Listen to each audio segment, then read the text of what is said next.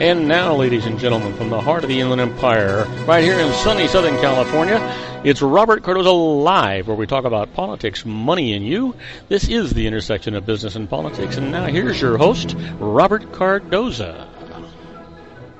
And welcome aboard. I am Robert Cardoza. You're listening to Robert Cardoza Live on the street at the intersection of business and politics. And we have a fantastic show for you today. Lots of new stuff, lots of good stuff. You know what? Just sit down and get ready and enjoy.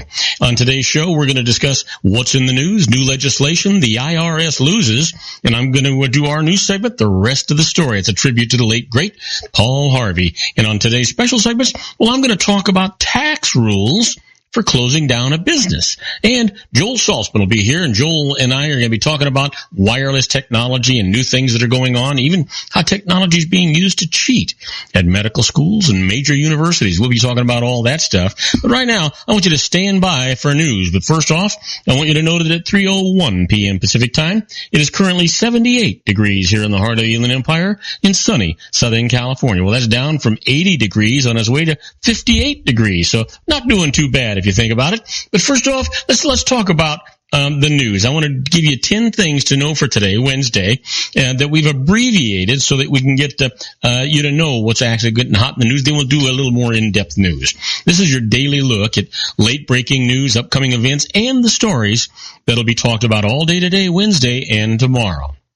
And right at the top, Trump tells the Associated Press he will keep banking on charisma rallies. Well, he says, my best investment is my rallies to help amass more support, the preemptive GOP nominee says in an exclusive AP interview. The people go home, they tell their friends, they loved it, and it's been good. Well, Sanders wins the West Virginia Democratic primary, and Donald Trump won the GOP primaries in West Virginia and Nebraska. And then, who police interview in the Prince investigation. You know, Dr. Michael Todd Schulenberg treated the musician the day before he died, which was April 21st, according to a search warrant. And Obama set to become the very first sitting U.S. president to visit Hiroshima. The president will not bear an apology, but plans to spotlight the toll of war and offer a forward-looking vision of non-nuclear world, an advisor says. And then suspects say they were tortured in the missing Mexican students case. In court papers obtained by the Associated Press, 10 of the suspects described police interrogations of physical abuse and threats to extract, forced confessions. Boy, what kind of a world do we live in? Well, you know, what's contributing to immense wildfires across the globe? Factors including climate change that nobody seems to want to admit to, and land use and firefighting methods that leave more dead trees and brush to burn have fueled huge wildfires like the ones that burned over 500,000 acres in Alberta, Canada, scientists say. And then why the Senate Republicans confront Facebook. Oh, here we go. They're demanding an explanation after reports that the social networking service excluded links to conservative political stories. Well, let's see what happens with that. And NASA IDs 1,284 new planets in the Milky Way. That's our galaxy. A fast automated software system used by Princeton University confirms the exoplanets first detected by the Kepler Space Telescope. And AAA questions marijuana DUI standards.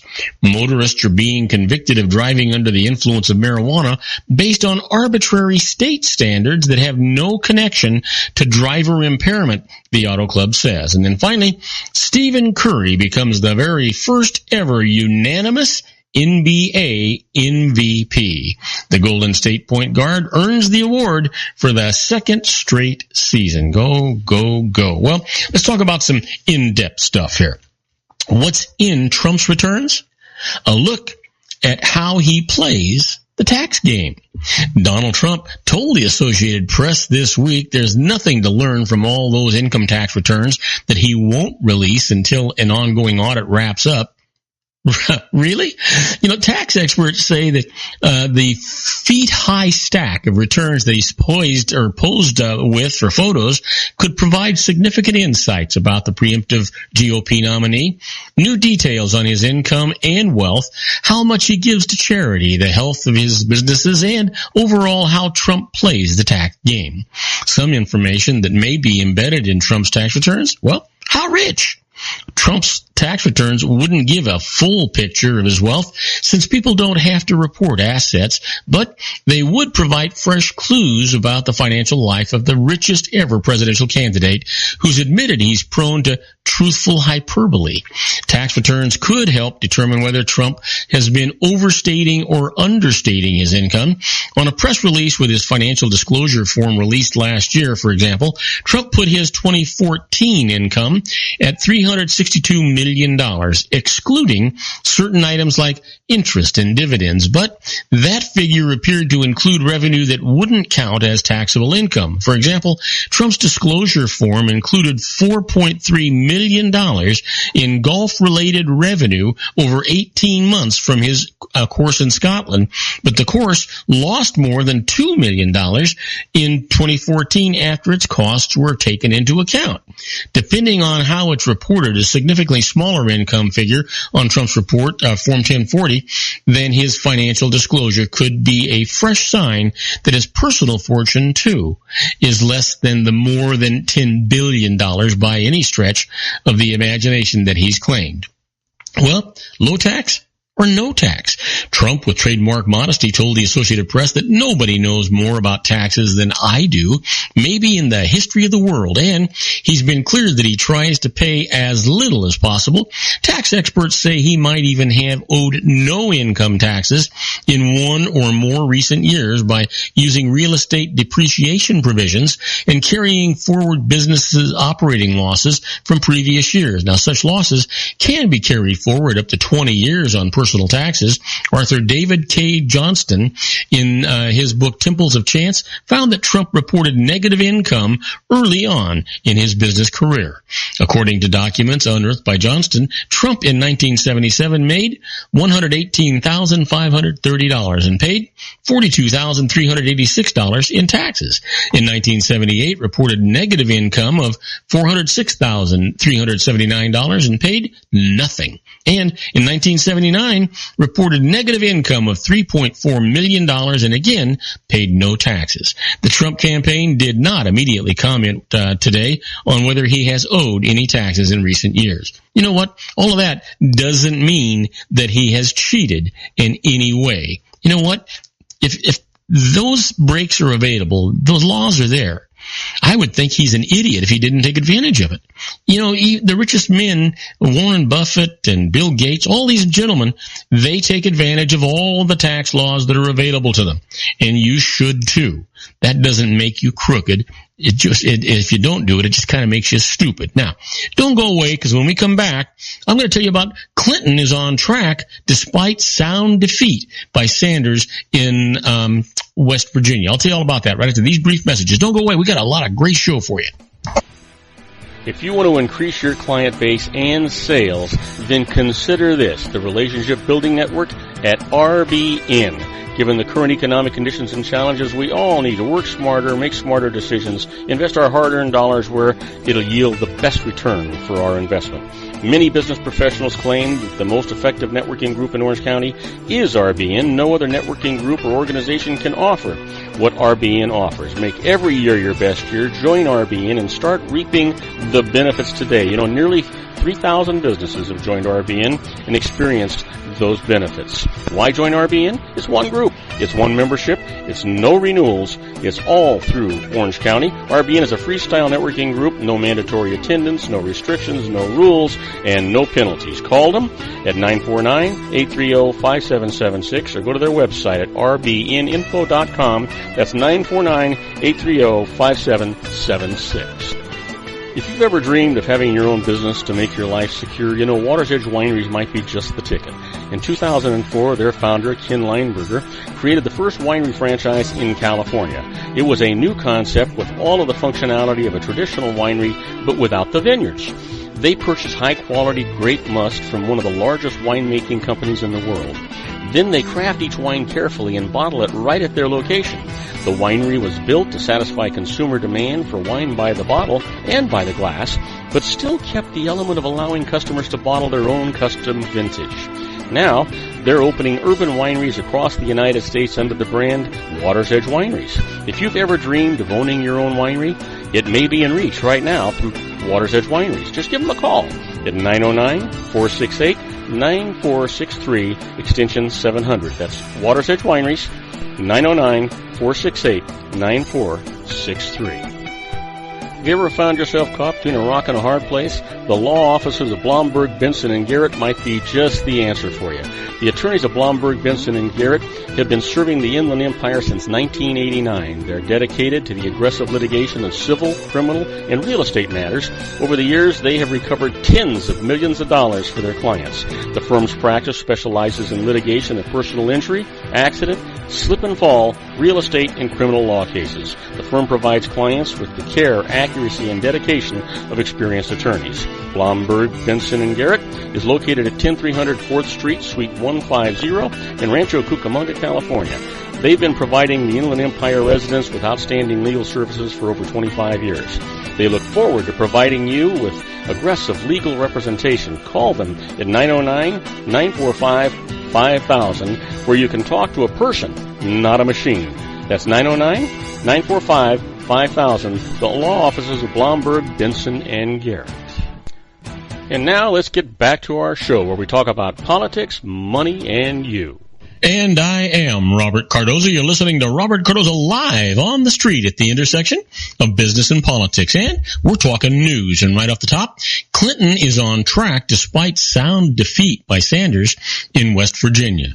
Bernie Sanders has won his 19th state, only 4 short of Hillary Clinton's tally. But that's not the gap that really counts. Despite his decisive victory in West Virginia yesterday, winning 51% of the vote to her 36%, Sanders trails nearly hopelessly in the contest for delegates needed to secure the Democratic presidential nomination.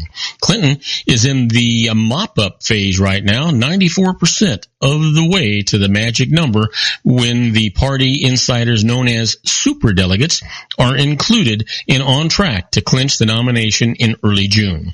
Republican Donald Trump is closing in on his prize too, 92% of the way there after wins in West Virginia and Nebraska yesterday in a field with no rivals left. Sanders is vowing to fight on. He campaigned in Oregon and California yesterday, and his victory in West Virginia highlighted anew Clinton's struggles to win over white men and independents, weaknesses Trump wants to exploit in the fall campaign.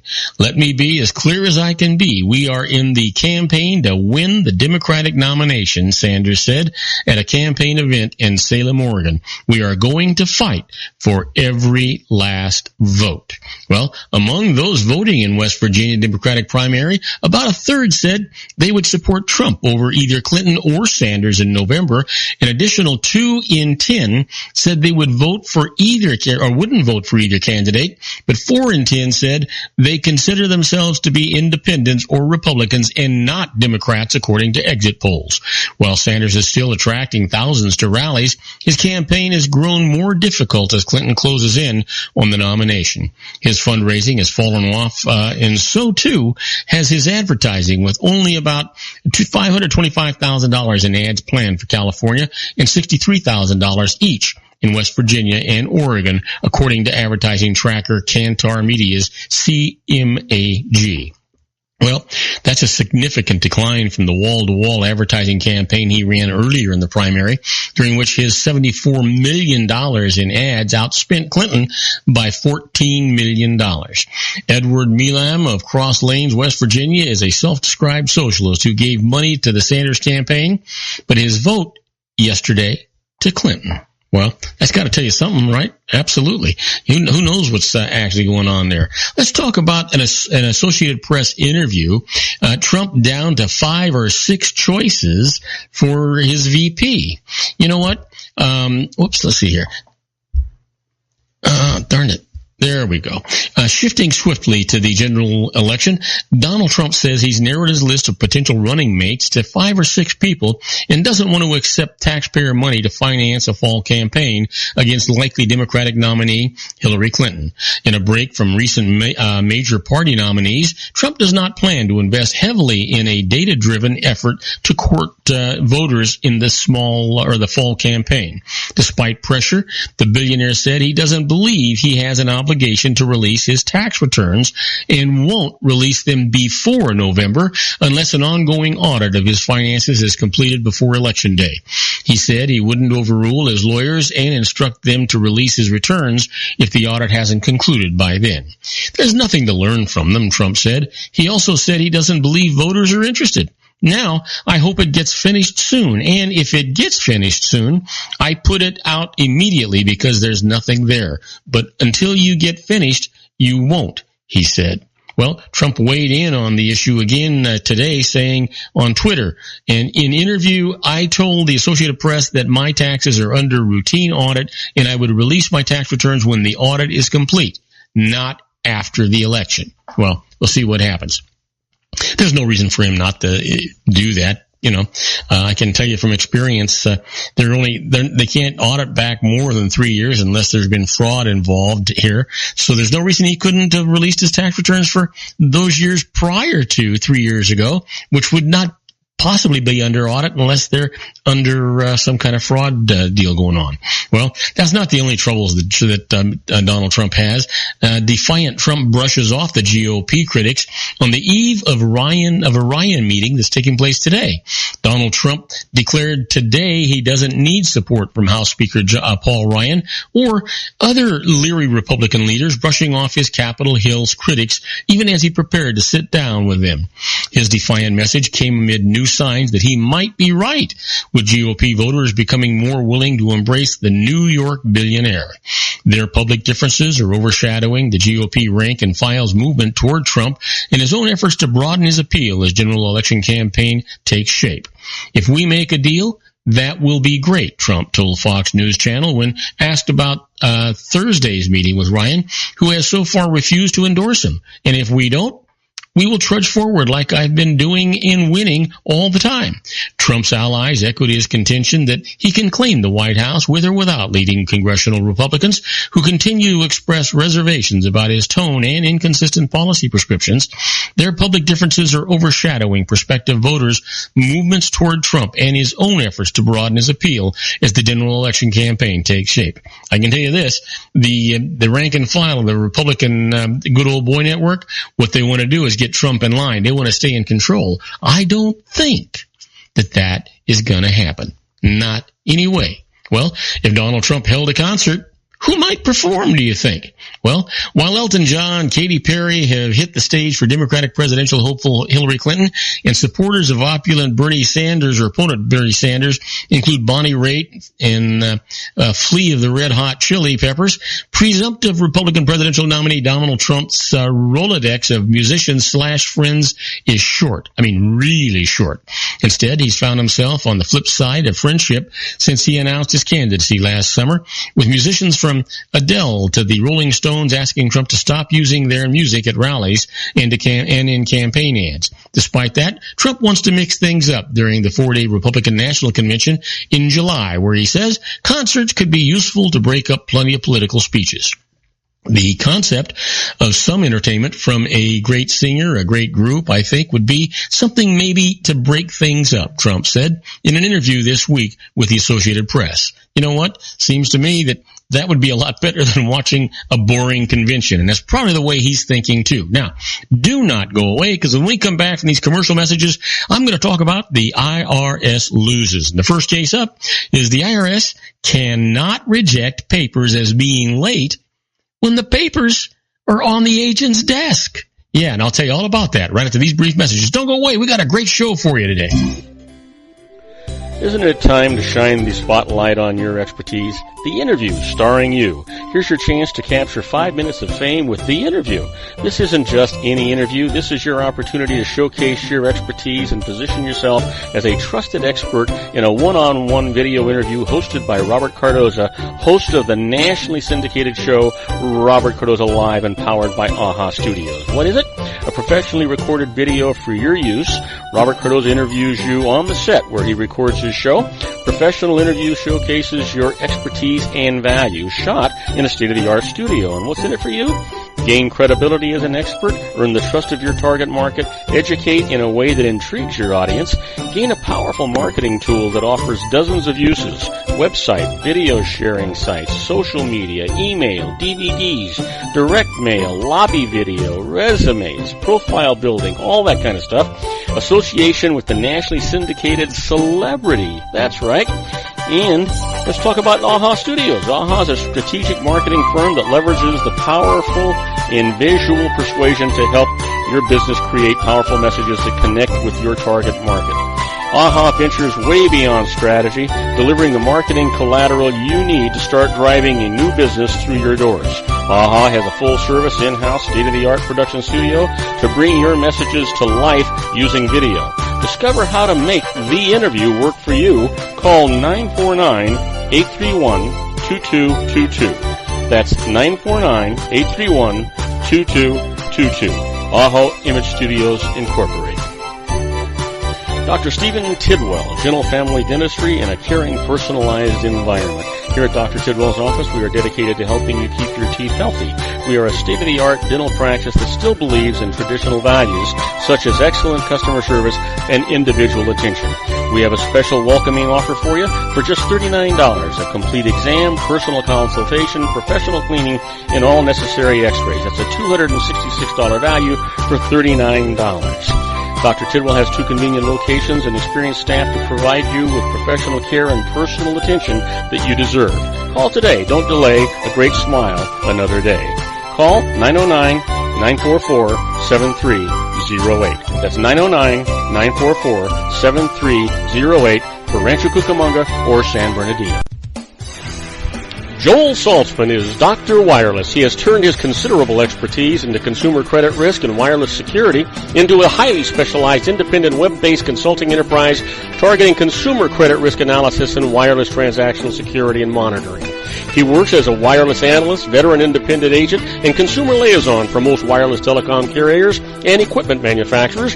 For more than 20 years, corporate and private clients and media audiences have counted on his unvarnished advice while weighing the technology, performance, and cost differences between Sprint, Nextel, AT&T, Verizon, and T-Mobile. Joel specializes in setting up mobile wireless hotspots to be used for disaster preparedness, business continuity, and mobile wireless merchant processing solutions. Call Dr. Wireless at 310-400-4900 or go to his webpage at drwireless.com. Again, call 310-400-4900 or his webpage at drwireless.com. You'll be glad you did. And now, back to our show.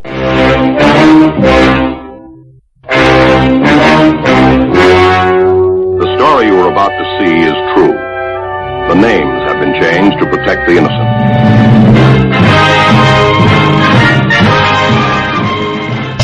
Okay, here we are, my favorite part of the show, the IRS loses. And we've got some great cases for you today, so let's just get right to them. Oh, you know what? Before we do that, I want to remind you that just a little bit later on, we're going to be doing our tribute to the great late Paul Harvey in the rest of the story. You know, he was the biggest and best voice in America. And we're going to reveal some startling heartbeats behind the headlines. And today it's going to be about change, so you don't want to miss that. Stay tuned so you can get the rest of the story. But right now, let's talk about the IRS loses. In this case, the IRS cannot reject papers as being late when they're sitting on the agent's desk, for Pete's sake. Here's the case. During an IRS appeals hearing, the IRS agent asked the taxpayer to submit a package of papers by July the 31st. Now, he didn't receive them by that date, but they were delivered on August the 8th. Now, on August the 12th, he sent out a notice rejecting the appeal because the package had been late. So they went to court. This is what the judge said. The package had been delayed due to a disaster, and the postal security procedures included a note from the Postal Service saying so. Now, the postmark on it needed to prove a timely mailing was actually illegible.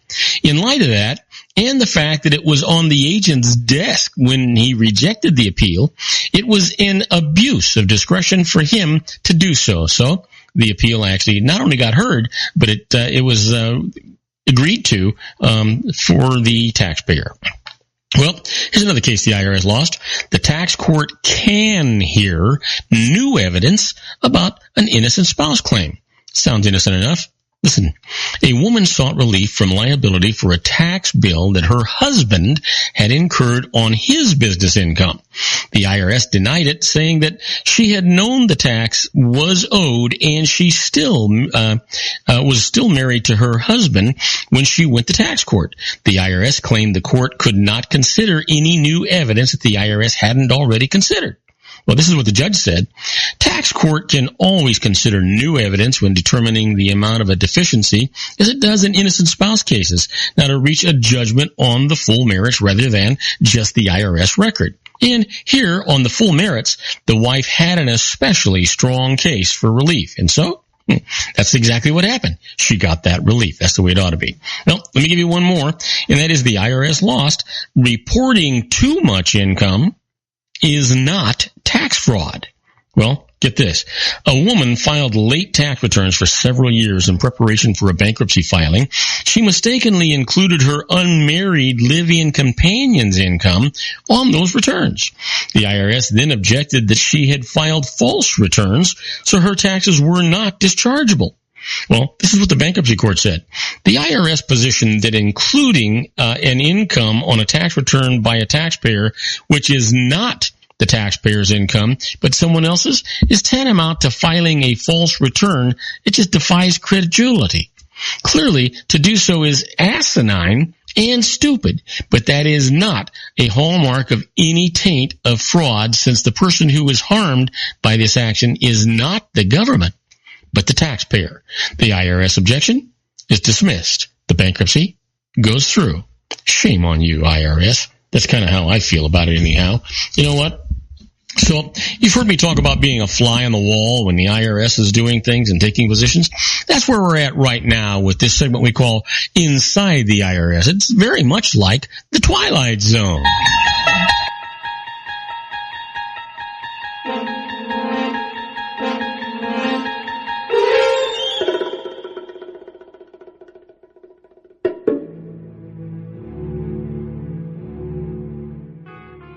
Okay, so here we are, and these are not tax court cases, and I tell you this every day because I want to make sure that you understand that they are not tax court cases, but these are precedents and decisions that the IRS has made that you can actually use if they fall into an argument that supports whatever you're trying to do.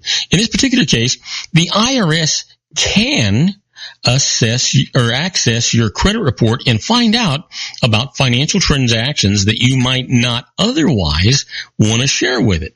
That sounds a little scary, doesn't it? Well, suppose, for example, that your credit report reflects that you borrowed money to purchase an expensive car or boat, and suppose the IRS finds this out.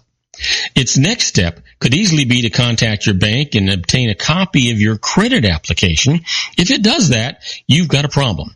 If the credit application reflects assets or sources of income that you're trying to hide from the IRS, guess what? It just found them. And what if you overstated your assets on the credit application? Well, while it's not a tax crime, it is a crime under federal law. So you're damned if you do and damned if you don't. You got real serious problems there. How about this? What happens to people who are sentenced to jail for a tax crime? Well, in most cases, they are designated. That's a Bureau of Prisons lingo, meaning where an individual is actually going to be sent, to a camp usually. Now, a camp is a federal prison facility, but there are no gun towers or barbed wire or jail cells for that matter. The other inmates in the camp are likely to be white-collar criminals and low-level drug dealers. It's a dormitory-style setting with relatively small risk for physical assault. Of course, the experience is really, really boring boring and time drags by very, very slowly, because regardless of anything else, the fact is you're not free. And that's the part that is the most difficult, you know. Well, you know what? That takes care of that. And I want you to know that coming up next, I'm going to do a couple of things. The first thing I'm going to do is I'm going to go over the tax rules for closing down a business. It's a lot more intricate than you think. A lot of people don't get it. You can't just shut your doors and get away with it. So I'm going to explain that to you. And then right after that, I'm going to go through your emails and answer those for you as well. So don't go away. We'll be right back after these brief messages. If you want to increase your client base and sales, then consider this, the Relationship Building Network at RBN. Given the current economic conditions and challenges, we all need to work smarter, make smarter decisions, invest our hard-earned dollars where it'll yield the best return for our investment. Many business professionals claim that the most effective networking group in Orange County is RBN. No other networking group or organization can offer what RBN offers. Make every year your best year. Join RBN and start reaping the benefits today. You know, nearly 3,000 businesses have joined RBN and experienced those benefits. Why join RBN? It's one group. It's one membership. It's no renewals. It's all through Orange County. RBN is a freestyle networking group. No mandatory attendance, no restrictions, no rules, and no penalties. Call them at 949-830-5776 or go to their website at rbninfo.com. That's 949-830-5776. If you've ever dreamed of having your own business to make your life secure, you know Water's Edge Wineries might be just the ticket. In 2004, their founder, Ken Leinberger, created the first winery franchise in California. It was a new concept with all of the functionality of a traditional winery, but without the vineyards. They purchased high-quality grape must from one of the largest winemaking companies in the world. Then they craft each wine carefully and bottle it right at their location. The winery was built to satisfy consumer demand for wine by the bottle and by the glass, but still kept the element of allowing customers to bottle their own custom vintage. Now, they're opening urban wineries across the United States under the brand Water's Edge Wineries. If you've ever dreamed of owning your own winery, it may be in reach right now through Water's Edge Wineries. Just give them a call at 909-468-9463, extension 700. That's Water's Edge Wineries, 909-468-9463. Have you ever found yourself caught between a rock and a hard place? The law offices of Blomberg, Benson, and Garrett might be just the answer for you. The attorneys of Blomberg, Benson, and Garrett have been serving the Inland Empire since 1989. They're dedicated to the aggressive litigation of civil, criminal, and real estate matters. Over the years, they have recovered tens of millions of dollars for their clients. The firm's practice specializes in litigation of personal injury, accident, slip and fall, real estate, and criminal law cases. The firm provides clients with the care, accuracy, and dedication of experienced attorneys. Blomberg, Benson, and Garrett is located at 10300 4th Street, Suite 150 in Rancho Cucamonga, California. They've been providing the Inland Empire residents with outstanding legal services for over 25 years. They look forward to providing you with aggressive legal representation. Call them at 909-945-5000, where you can talk to a person, not a machine. That's 909-945-5000, the law offices of Blomberg, Benson, and Garrett. And now let's get back to our show where we talk about politics, money, and you. And I am Robert Cardoza. You're listening to Robert Cardoza live on the street at the intersection of business and politics. We're at 3:33 p.m. Pacific time.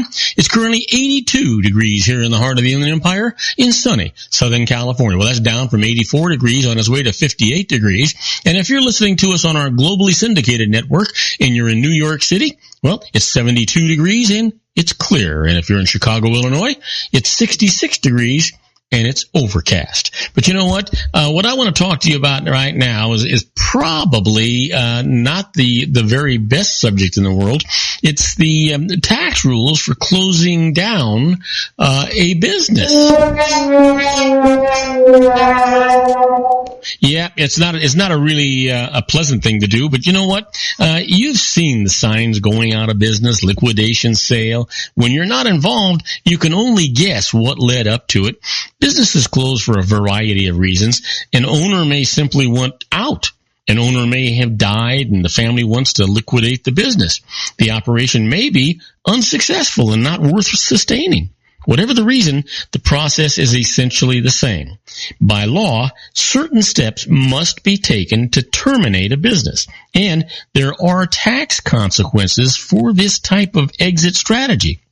So, what you need to know if you're involved in closing down a business.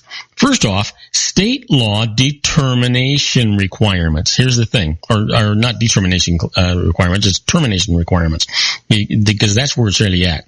Entities created by state law, such as a corporation or a limited liability company, must follow state rules to terminate or dissolve. Now, typically, this includes satisfying any state taxes, filing a form of dissolution, and usually paying a fee, of course.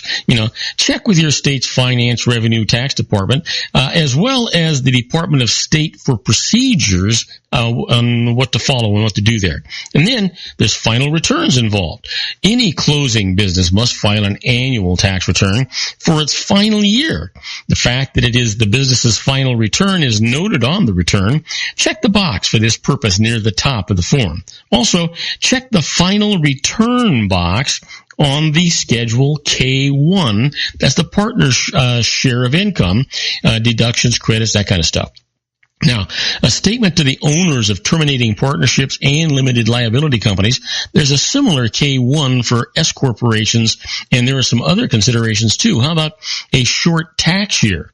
The business may close on a day prior to the end of the business year, which makes the final year a short tax year. The advantage? No tax items need to be prorated for the period of time that the business was functional. For example, if you paid an annual membership fee and close your business after 8 months of the subscription year, you still get to write off the full year's subscription. Now, how about unused deductions?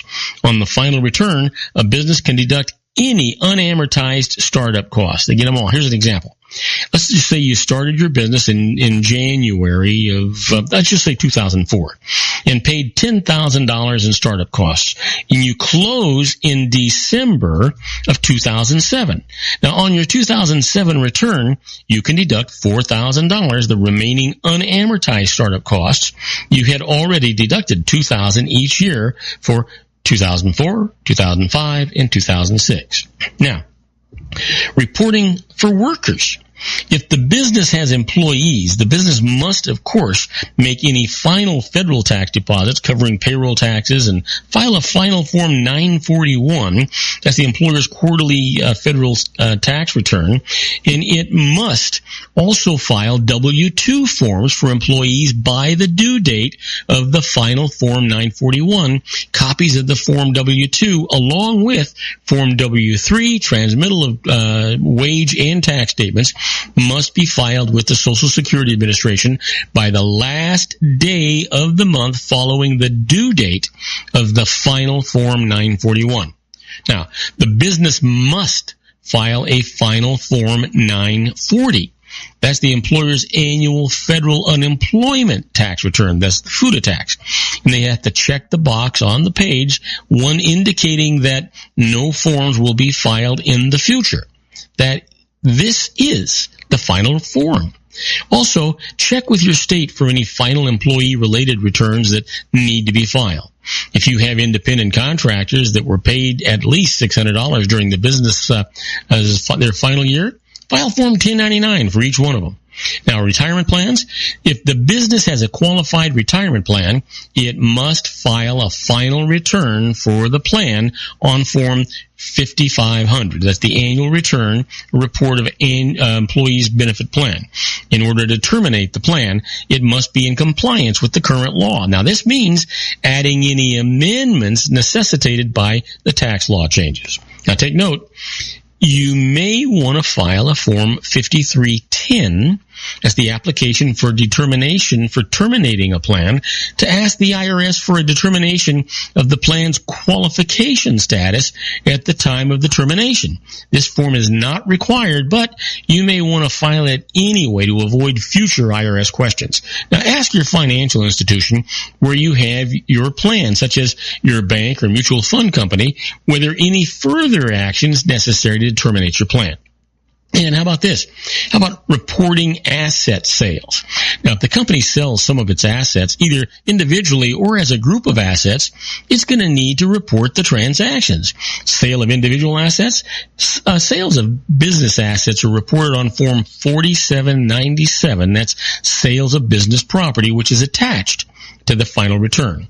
And group asset sales, if the business disposes of a group of assets that make up an entire trade or business, rather than selling only some of the assets, both the seller and the buyer must report the transaction on Form 8594, that's the asset acquisition statement, and attach it to their returns for the year of sale.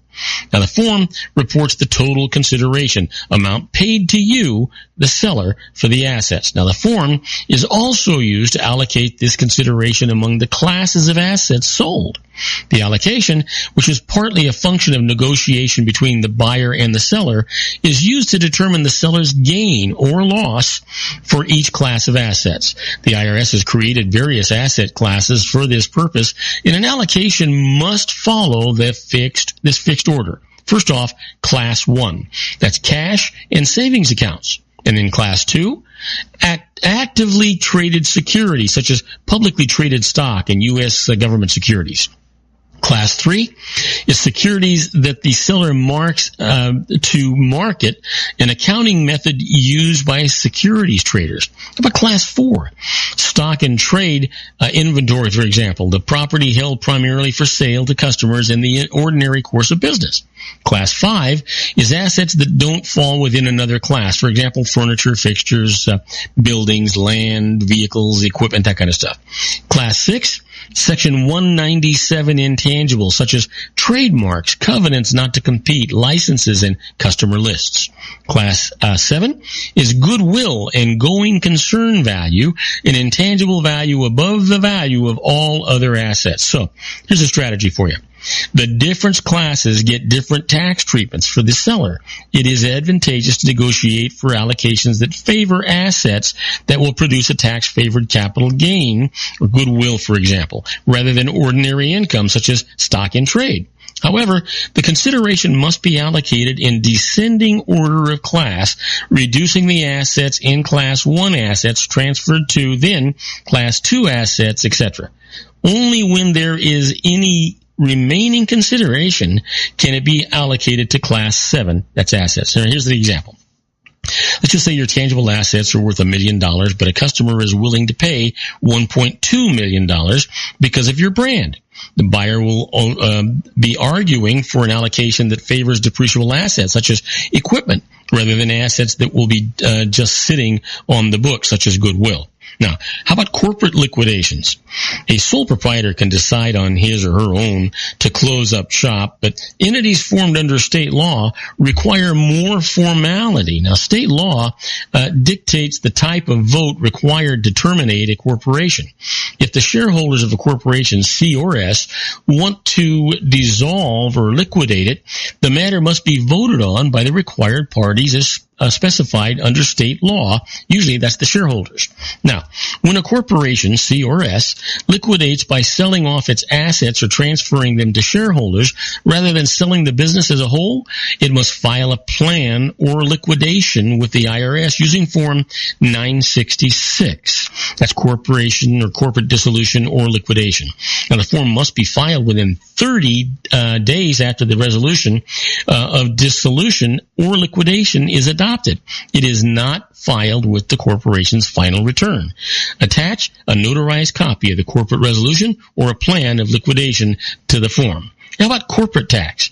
A corporation recognizes gain or loss on the distribution of its assets to shareholders in complete liquidation. For purposes of determining gain or loss, the assets are valued at their fair market value on the date of distribution. So, a C corporation, for example, must retain sufficient cash or assets that can be sold to raise cash in order to pay the tax bill on the liquidation. Only the net assets are then distributed. With an S corporation, the tax on the sale of corporation assets is passed through to its shareholders. Well, then there's shareholders tax.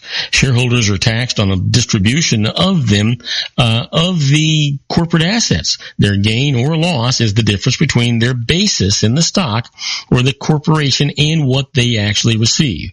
This is why corporations are viewed as producing a double tax. First on the corporation and then on its shareholders. Now, the last word, once the business has been wound up, cancel any licenses and permits that you haven't sold and close the business bank account. Resources?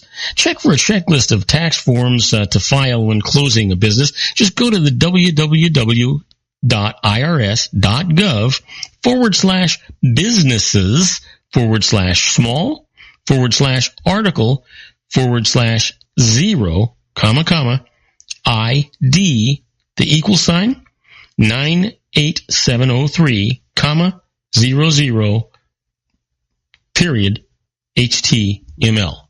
Hopefully that helps you, especially if you're one of those people looking to liquidate or close your business. Now, don't go away, folks, because we've got to go on a commercial break. When we come back, I'm going to answer your emails, and my first email is going to be about a bookkeeper having a problem with a mileage records, and I'll tell you all about that right after these brief messages. Do not go away. Isn't it time to shine the spotlight on your expertise? The Interview, starring you. Here's your chance to capture 5 minutes of fame with The Interview. This isn't just any interview. This is your opportunity to showcase your expertise and position yourself as a trusted expert in a one-on-one video interview hosted by Robert Cardoza, host of the nationally syndicated show Robert Cardoza Live and powered by AHA Studios. What is it? A professionally recorded video for your use. Robert Cardoza interviews you on the set where he records his show. Professional interview showcases your expertise and value, shot in a state-of-the-art studio. And what's in it for you? Gain credibility as an expert, earn the trust of your target market, educate in a way that intrigues your audience, gain a powerful marketing tool that offers dozens of uses, website, video sharing sites, social media, email, DVDs, direct mail, lobby video, resumes, profile building, all that kind of stuff. Association with the nationally syndicated celebrity. That's right. And let's talk about AHA Studios. AHA is a strategic marketing firm that leverages the powerful and visual persuasion to help your business create powerful messages that connect with your target market. AHA ventures way beyond strategy, delivering the marketing collateral you need to start driving a new business through your doors. AHA has a full-service, in-house, state-of-the-art production studio to bring your messages to life using video. Discover how to make The Interview work for you. Call 949-831-2222. That's 949-831-2222. AHA Image Studios, Incorporated. Dr. Stephen Tidwell, Gentle Family Dentistry in a caring, personalized environment. Here at Dr. Tidwell's office, we are dedicated to helping you keep your teeth healthy. We are a state-of-the-art dental practice that still believes in traditional values, such as excellent customer service and individual attention. We have a special welcoming offer for you for just $39, a complete exam, personal consultation, professional cleaning, and all necessary x-rays. That's a $266 value for $39. Dr. Tidwell has 2 convenient locations and experienced staff to provide you with professional care and personal attention that you deserve. Call today. Don't delay. A great smile another day. Call 909-944-7308. That's 909-944-7308 for Rancho Cucamonga or San Bernardino. Joel Saltzman is Dr. Wireless. He has turned his considerable expertise into consumer credit risk and wireless security into a highly specialized independent web-based consulting enterprise targeting consumer credit risk analysis and wireless transactional security and monitoring. He works as a wireless analyst, veteran independent agent, and consumer liaison for most wireless telecom carriers and equipment manufacturers. For more than 20 years, corporate and private clients and media audiences have counted on his unvarnished advice while weighing the technology, performance, and cost differences between Sprint, Nextel, AT&T, Verizon, and T-Mobile. Joel specializes in setting up mobile wireless hotspots to be used for disaster preparedness, business continuity, and mobile wireless merchant processing solutions.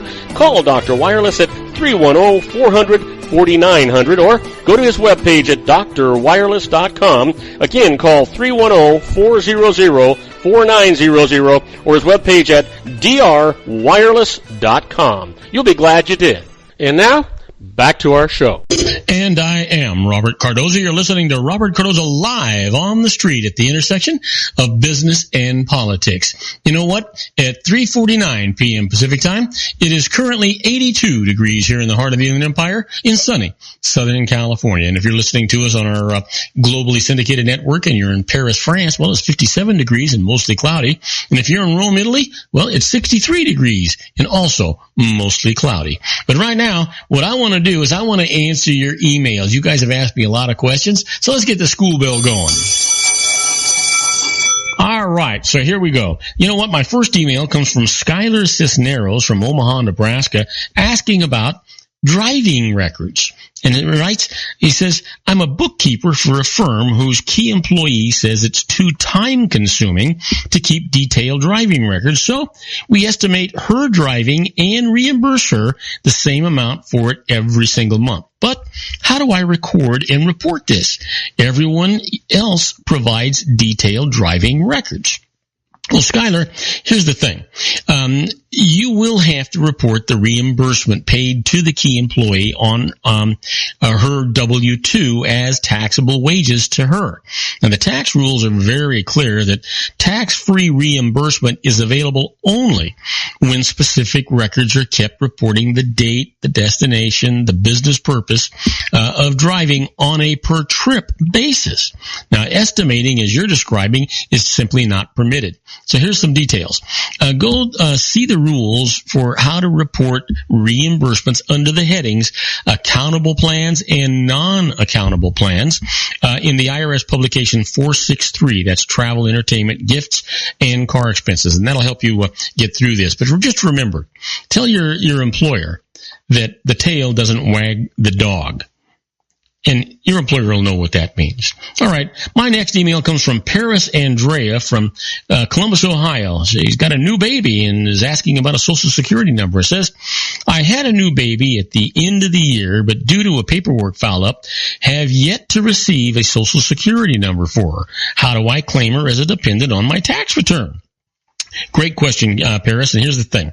The law requires that a Social Security number be provided for every child who's claimed as a dependent on a tax return. But there's an easy fix to your situation. Prepare your return as you would otherwise, but if you don't get that Social Security number by April the 15th, and I understand that that's already gone by, file an extension. Let's skip. There we go. Just file an extension with an accompanying payment of any tax due. Now, when the Social Security number finally does arrive, simply fill it in on the return and then mail it to the IRS. Now, if you didn't have a chance to do the extension and you sent that paper in already, that's not a problem. Once you receive the Social Security number, just do an amendment, a 1040X. It's an easy thing to accomplish, and you simply put in the dependent with the Social Security number, and the IRS will send you a refund of the overpayment as a result of you not having the dependent on the original return. So hopefully that helps you. Now, next email comes from Leonardo Correa from Palos Verdes, California, asking about charity deductions and audits, and says, if the amount I deduct on my tax return for items such as charitable contributions is a lot larger this year than it was in past years, will this red flag my tax return for an audit? Well, here's the thing, Leonardo. The answer to your question is absolutely no. IRS computers do not flag a return for an audit on the basis of year-to-year changes in the taxpayer's deductions. However, they do flag returns on which deductions for particular items are much larger than the average for taxpayers at that income level. But even that should not deter you from taking legitimate deductions. Now, simply make sure that you keep all of the required documentation to support them should the IRS want to question them. But here's the thing. Never refrain from taking a tax deduction that you're entitled to. Don't pay one penny more in tax than you absolutely owe. But but pay what you do. Everybody's got to pay their fair share. But you know what? Just like everybody's condemning Donald Trump for not wanting people to know, or for people thinking that he's doing something illegal on his tax returns, that's not the case. You know what? Regardless of whether he took tax loopholes or didn't take tax loopholes, if he did it and he did it legally, you'd think he was stupid if he didn't do it. I'd think you were stupid if you didn't do it. Don't give the IRS a nickel more than what you legally, honestly, absolutely have to give them. Just keep that in mind. Well, my last email comes from Jordan Davis from Brookline, Massachusetts, asking about tax-free home sales, and says, we sold our home last year after living in it for many years, so our gain should be tax-free, but we just received a copy of a Form 1099-S that reports all of the sale proceeds, more than $100,000 to the IRS. How do we handle this? Well, Jordan, don't worry. The 1099 was sent out by mistake, and your gain is still going to be tax-free up to $250,000 or $500,000 if it's a joint return if you met the 2 of 5 year residency requirement. Now, technically, you don't even have to report it on your return, but if a 1099 reporting more than $100,000 has been filed, IRS computers are going to expect to find a matching amount on your tax return, and they're going to flag it for attention if they don't see that. The simplest thing for you to do is report the sale on Schedule D of your return, add a note explaining what happened, then subtract an offsetting what they call Section 121 exclusion amount so that there's no taxable gain as a result of that. And hopefully that'll take care of your entire problem there, and you don't have to worry about it at all. Now, coming up next, we're going to have our own Dr. Wireless, Joel Saltzman here. We got a lot of things to talk about, including his short vacation. I'm dying to hear about that. He probably went surfing somewhere in foreign waters. We'll find out. And then keep listening, because after that, we're going to be doing our tribute to the late Paul Harvey with his rest of the story. So don't go away. We'll be right back, folks. If you want to increase your client base and sales, then consider this, the Relationship Building Network at RBN. Given the current economic conditions and challenges, we all need to work smarter, make smarter decisions, invest our hard-earned dollars where it'll yield the best return for our investment. Many business professionals claim that the most effective networking group in Orange County is RBN. No other networking group or organization can offer what RBN offers. Make every year your best year. Join RBN and start reaping the benefits today. You know, nearly 3,000 businesses have joined RBN and experienced those benefits. Why join RBN? It's one group. It's one membership. It's no renewals. It's all through Orange County. RBN is a freestyle networking group. No mandatory attendance, no restrictions, no rules, and no penalties. Call them at 949-830-5776 or go to their website at rbninfo.com. That's 949-830-5776. If you've ever dreamed of having your own business to make your life secure, you know Water's Edge Wineries might be just the ticket. In 2004, their founder, Ken Leinberger, created the first winery franchise in California. It was a new concept with all of the functionality of a traditional winery, but without the vineyards. They purchased high-quality grape must from one of the largest winemaking companies in the world. Then they craft each wine carefully and bottle it right at their location. The winery was built to satisfy consumer demand for wine by the bottle and by the glass, but still kept the element of allowing customers to bottle their own custom vintage. Now, they're opening urban wineries across the United States under the brand Water's Edge Wineries. If you've ever dreamed of owning your own winery, it may be in reach right now through Water's Edge Wineries. Just give them a call at 909-468-9463, extension 700. That's Water's Edge Wineries, 909-468-9463. Have you ever found yourself caught between a rock and a hard place? The law offices of Blomberg, Benson & Garrett might be just the answer for you. The attorneys of Blomberg, Benson & Garrett have been serving the Inland Empire since 1989. They're dedicated to the aggressive litigation of civil, criminal, and real estate matters. Over the years, they have recovered tens of millions of dollars for their clients. The firm's practice specializes in litigation of personal injury, accident, slip and fall, real estate, and criminal law cases. The firm provides clients with the care, accuracy, and dedication of experienced attorneys. Blomberg, Benson & Garrett is located at 10300 4th Street, Suite 150 in Rancho Cucamonga, California. They've been providing the Inland Empire residents with outstanding legal services for over 25 years. They look forward to providing you with aggressive legal representation. Call them at 909-945 945-5000, where you can talk to a person, not a machine. That's 909-945-5000, the law offices of Blomberg, Benson, and Garrett. And now let's get back to our show where we talk about politics, money, and you.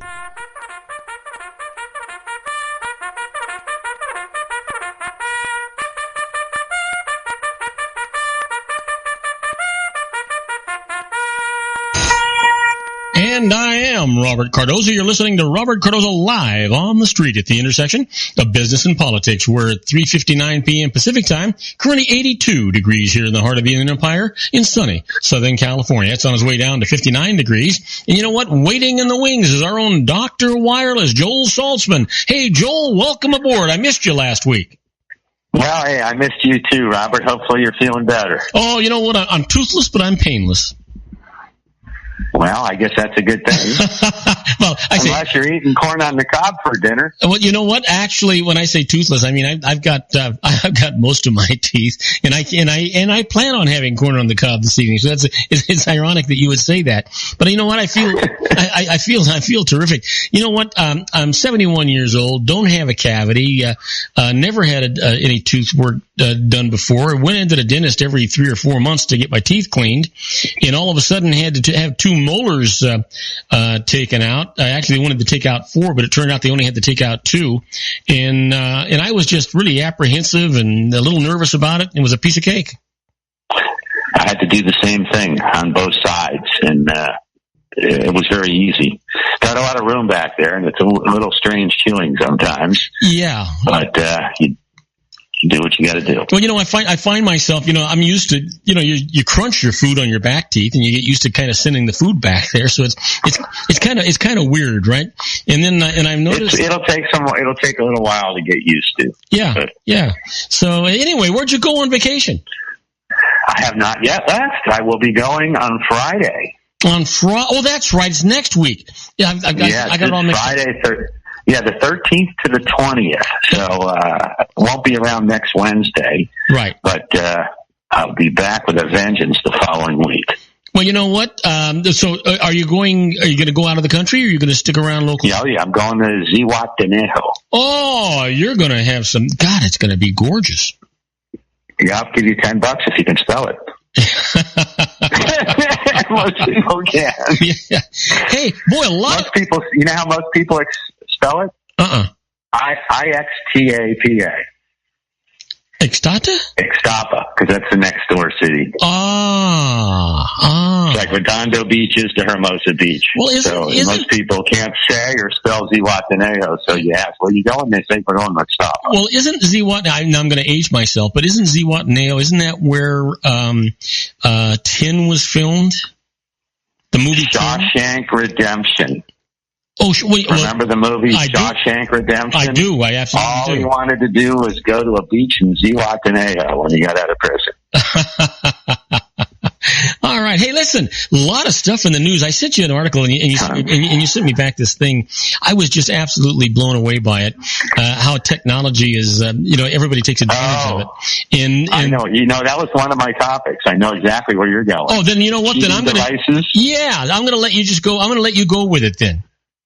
No worries. I cracked up, and because that was one of the things I was talking about, and you had sent me an email regarding the same thing, and I was thinking, wow, for $30K, the bottom line of that whole thing is it was a tutorial company. Well, you know what? Actually, what we need to do is need to back up a little bit because the listeners don't have a clue what we're talking about. All right. Let's back it up. In Thailand, they're taking cheating to new levels, and they're doing it using glasses with embedded cameras, smartwatches with stored information. It's like James Bond. It's unbelievable. But apparently, it's been a problem in Thai schools for a long time because they just go by scholastics. They don't, over here they interview people. They want to know what sports you're involved in and community and all that. Apparently over there, it's all about your grades. So cheating is a common thing, and they caught 3 students red-handed. Yeah, but the scary part was there's 3 students trying to get into a medical school.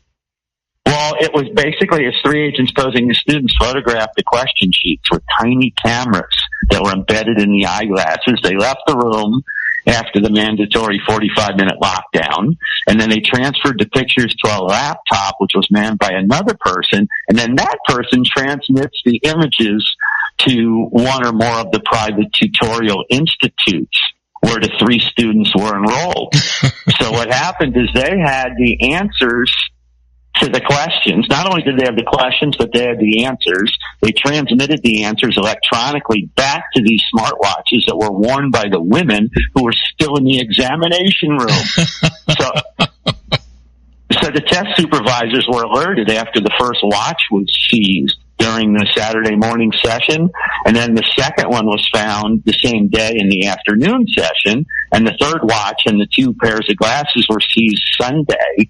And basically the way this works is there's these tutorial companies that guarantee the students, if you pay $23,000, they guarantee you 100% admittance to these major institutions, and they've been doing it cheating. So is that unbelievable? Yeah, that is unreal. So if your doctor's from Thailand, you might want to reconsider if it's brain surgery. Any kind of surgery. If you're going to put a knife, you're going to put a knife in their hand, you're going to go the other way. Yeah, so I thought that was kind of extraordinary. Well, you know, my guess is that's just the tip of the iceberg, Joel. Yeah, well, we really don't know yet, but I'm sure we're going to find out. Yeah. This is just going to open up a can of worms. You know what? The ingenuity of people is unbelievable. I used to sit on a board that actually went into to adult detention facilities, and we would go through them to make sure that they were following all the rules and all the stuff was there. And it was amazing what the inmates could come up with to circumvent the rules of the incarceration that they were under. I mean, these people, if they would use that ingenuity for legal things, I mean, they could get a lot done. Yeah. I agree. I agree. Well, what else do we have? We're going to talk about cybersecurity as we promised, and I'm going to save that for the end. I wanted to talk about a couple of other things first. Okay. I wanted to talk about Verizon updating their travel passes. You know, I've always recommended T-Mobile because they're such a great value, and they offered a free global roaming, and Verizon was great domestically, but their roaming was a little iffy, and they introduced this travel pass, which is wonderful, and they just expanded it. They offered 100 more countries. So it lets you use your existing voice plan, and you pay a little more, and it extends your service for overseas. So it's kind of a neat thing. It's as little as $2 per day per line for talk, text, and surf the web. Interesting promo, but very good thing. And I'm going to segue into the latest RootMetrics ratings for the carriers. They just came out. That's always a big deal, and it's always the carrier who does great, who trumpets this stuff. And again, you always have to take this stuff with a grain of salt because it's not oat or sand or whatever you take it with. It's not always accurate. It doesn't always tell the whole story. In this case, Verizon ran away with it. So they did really well, and I don't doubt, that they're the best carrier domestically. They rated T-Mobile last. And one of the reasons was T-Mobile has over half of their current voice traffic going over what they call voice over LTE. LTE is what everybody sells you for data. That's the latest, greatest 4G long-term evolution data. And apparently the testing disabled the voice over LTE feature on all the carriers. I guess T-Mobile's the only one who's really aggressively using it. All the other carriers are going to bring it out. But because T-Mobile, over 50% of their usage is on the LTE, to test them, turning that off doesn't really tell the whole picture, would you think? Well, I mean, you know what? It's not even an equitable playing field that way. No, it isn't. And they didn't even point that out. In the study, you should point that out. And the president of T-Mobile, the CEO, pointed it out. So, and that's why, there's multiple ratings. The Root Metrics is an interesting rating, but I always like to go by multiple ratings, not just one. Right. The other interesting thing is this. We've got the FCC and the FTC both quizzing phone companies regarding security vulnerabilities. And everybody knows, we all get those security updates pushed to us. And it's because, there's a patch that's needed. Apparently, it's a little bigger problem with Android than it is with iPhones. They actually approved an application which was used by ISIS. It was an ISIS app that ISIS came out with, I guess, to recruit kids or something. And it was actually in the Android store for a while until they figured it out. Well, I sent you another article too, and I think it came out of the United Kingdom about a judge there found for a software company saying that they did not have to give the government their encryption to give out information. I did see that, and you know what? We've had discussions about that, and I think that's. I think people that have all their, life and their records on their phones appreciate the security. Yeah. You know what? Who wouldn't? Yeah, absolutely. It's not that I don't want my country to be safe, but I don't want to give them an open door to my life either. I hear you. Well, I don't know when we're leaving, but before we come back, we're going to talk about the cybersecurity, but I just wanted to leave my contact info because everything we've talked about and everything I'm going to talk about is on our Facebook/DR Wireless page. Okay, we got about 7 minutes. You got plenty of time. Excellent. Well, let's start then with this stuff. As you know, last week I attended a meeting with Microsoft and with the FBI, and we were talking about cybersecurity. And very interesting as far as what's going on these days. And, probably one of the most egregious things we talked about a few weeks back was that hospital, I think it was Hollywood Presbyterian Hospital, who was attacked with ransomware. And for a week they were held hostage and doing everything with pad and paper and ended up paying an exorbitant ransom via Bitcoin, which is virtually impossible to trace. And because and encryption is always used with this stuff, it's the FBI is handcuffed. It's really difficult for them to do anything. But that is just one type of cybersecurity that we need to be concerned with. And we are offering programs now for business owners, any business that has employees. I don't care what kind of firewall you have. There are so many issues. The majority of problems occur because of passwords that are not secure. And I can go into, somebody's cubicle and generally find their password. Passwords are so complex these days that people put them under Kleenex boxes. They put them in books. I can go into a cubicle and 1 out of 3 times I'll find a password on a stickum pad. It's a window document that says passwords, right? That happens too. But I mean, between finding passwords, between somebody sticking in a USB drive, to read something or not realizing that there could be malware on there. There's so many ways that the bad guys can infiltrate. And these days, it's not just a matter of, being a problem. 40% of all small businesses ultimately are victims of cyber fraud, and 60% of them are going to go out of business because it's just too expensive to stay in business. Wow. And the reason this happens... Did you say 40%? Wow. That's almost half of small businesses. And I'm one of them.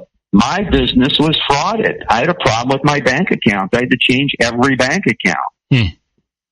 So this stuff does happen. Now, I'm a small business, but here's the interesting thing. If you're a public sector, a government, Fortune 500 company, it's not a problem because these folks have IT departments, they have legal departments, they have information technology managers, they have people that are responsible for network risk assessment, mitigation, employee best practices, and training, and they train these employees. So what we're doing, Dr. Wireless, we are now training small businesses, and we're giving the same information that these larger companies are giving.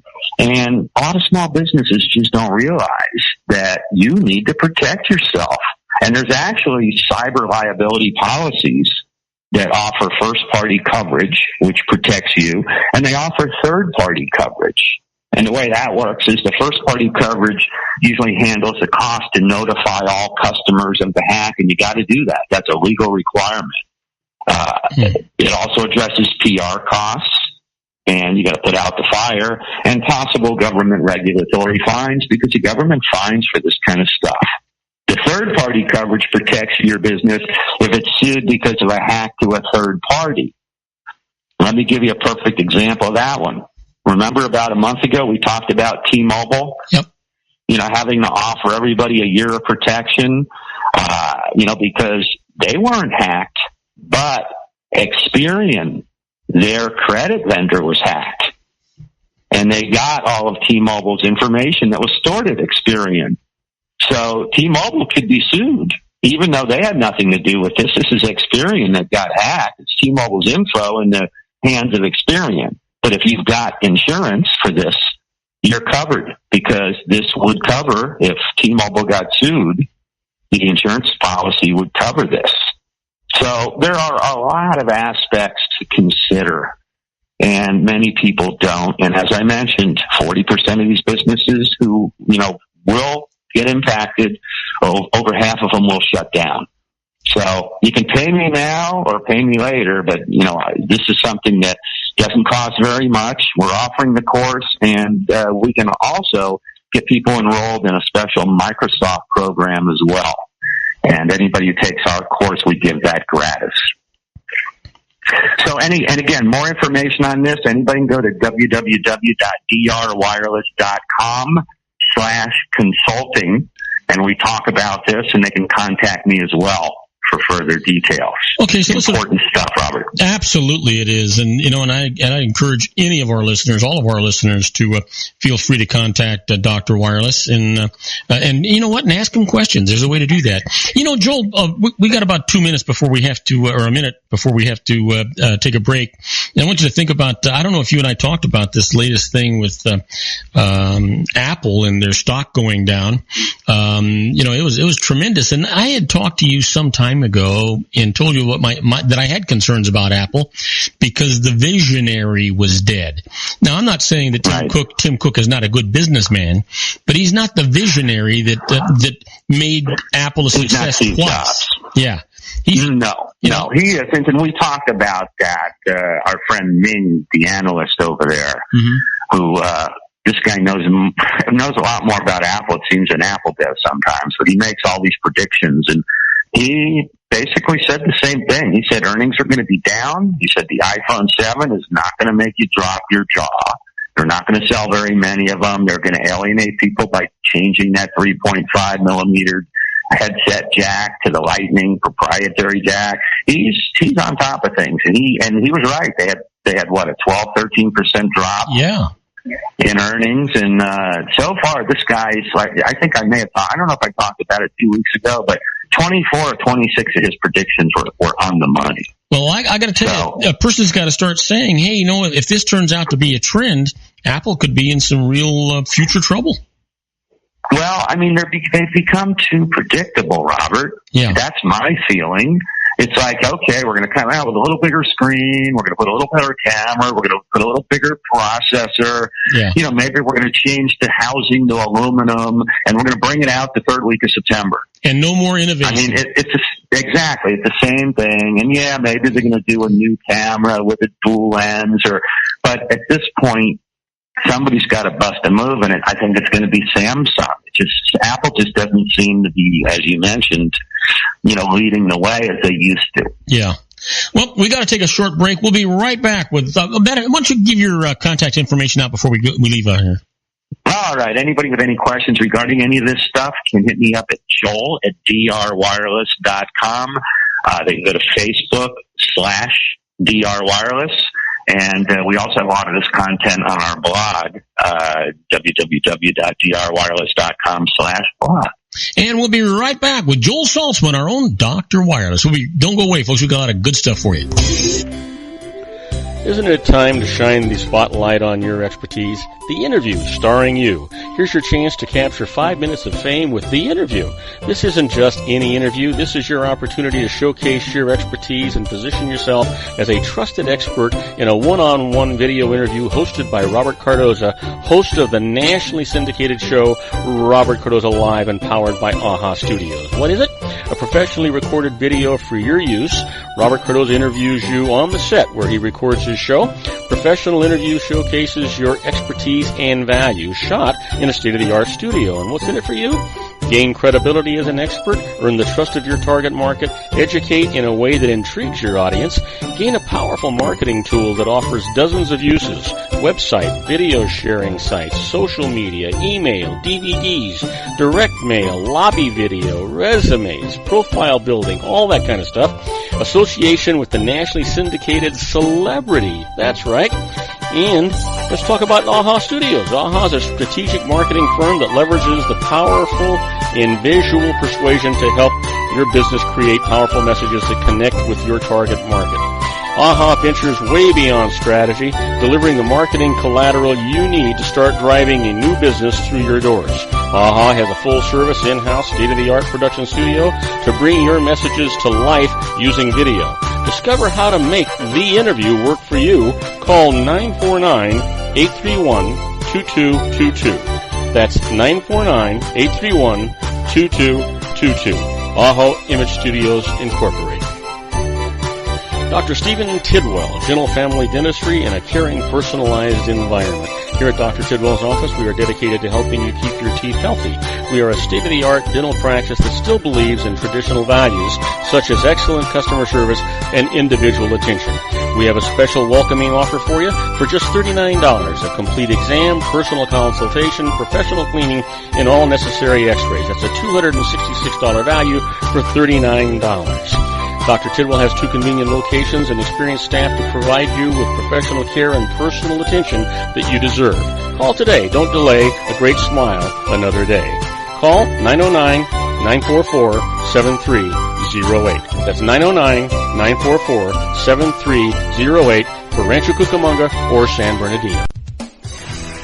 Joel Saltzman is Dr. Wireless. He has turned his considerable expertise into consumer credit risk and wireless security into a highly specialized independent web-based consulting enterprise targeting consumer credit risk analysis and wireless transactional security and monitoring.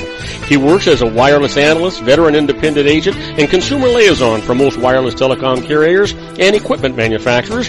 For more than 20 years, corporate and private clients and media audiences have counted on his unvarnished advice while weighing the technology, performance, and cost differences between Sprint, Nextel, AT&T, Verizon, and T-Mobile. Joel specializes in setting up mobile wireless hotspots to be used for disaster preparedness, business continuity, and mobile wireless merchant processing solutions. Call Dr. Wireless at 310-400-4900 or go to his webpage at drwireless.com. Again, call 310-400-4900 or his webpage at drwireless.com. You'll be glad you did. And now, back to our show. I am Robert Cardoza. You're listening to Robert Cardoza Live on the street at the intersection of business and I guess I get a little tongue-tied. Business and politics. We're talking to our own Dr. Wireless, Joel Saltzman. We're talking about new technology, wireless technology. We're talking about Apple. We're talking about, you know what? We're talking about anything he wants to talk about. He's a very knowledgeable guy. So put on your listening cap and hold on for Dr. Wireless. Hey, Joel, you got the microphone. It's tough to talk with no teeth, huh? Yeah, you know what? It's interesting. I'm sitting here, and the truth was, I was thinking about those doggone teeth, and it's almost like once in a while I catch myself slurring my words, and I haven't had anything stronger than water, and I'm thinking, what the heck is going on? And I think it's probably because of the swelling. Well, that's okay. We all know, so don't worry about it.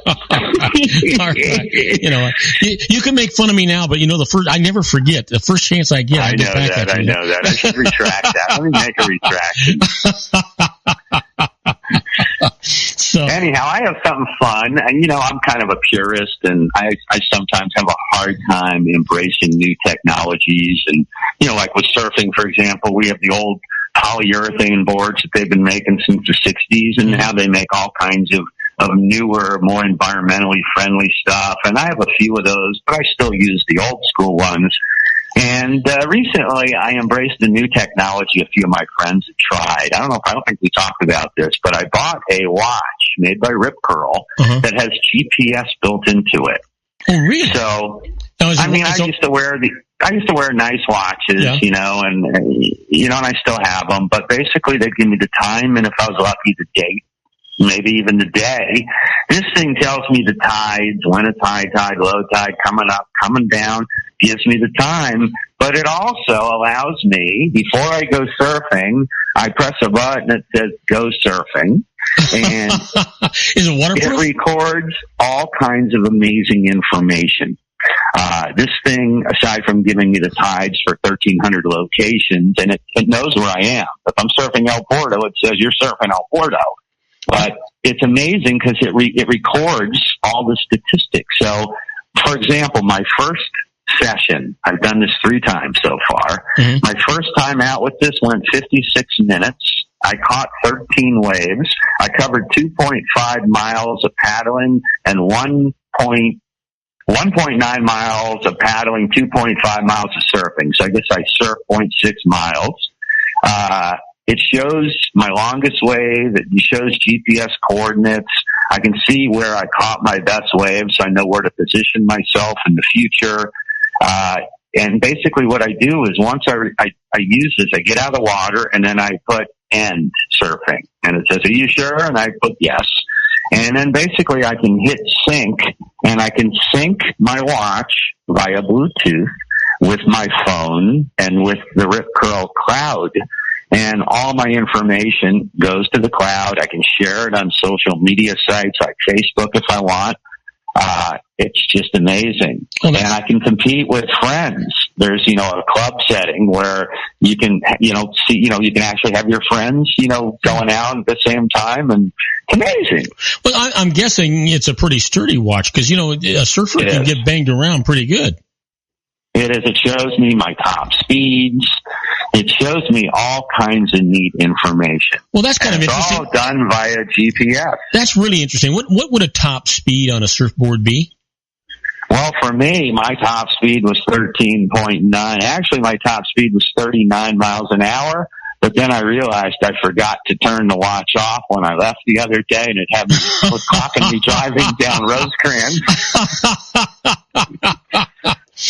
But I found out how to edit. I found out, how to get in here and edit. I erased the whole session because of that. Yeah. And I found out after the fact from one of my friends that I could have backed it up and edited out that part.